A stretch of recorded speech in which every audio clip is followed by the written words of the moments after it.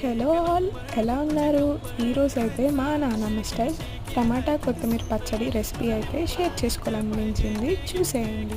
First అయితే పచ్చిమిరపకాయలు వేపుకొని పక్కన పెట్టిన తర్వాత వెల్లుల్లిపాయలు కూడా వేపుకోవాలి. మినపప్పుని డ్రై రోస్ట్ చేసుకోవాలి బాగా. ఈలోపు టమాటాలను అయితే కోసి పక్కన పెట్టుకుందాం. కొత్తిమీరను కూడా వేపుకొని పక్కకు తీసుకుందాము. ఇప్పుడైతే టమాటాలను మగ్గపెట్టుకుందాం. ఈలోపు కరివేపాకును అయితే మనం తెచ్చుకుందాం. మా ఇంటి వెనకాల ఉన్న కరివేపాకు ఇది చూస్తున్నారుగా. ఇప్పుడైతే చింతపండు ఉప్పు వేసి బాగా మగ్గబెట్టుకోవాలి. చూసారు కదా మా నాన్నమ్మ చింతపండుని ఎలా కప్పెట్టేసిందో. మనమైతే ముందుగా పక్క పెట్టుకున్న పచ్చిమిరపకాయలు అయితే పేస్ట్ చేసేసుకోవాలి. ఆ తర్వాత టమాటా వేసి పేస్ట్ చేస్తే బరగ్గా అయితే వస్తుంది.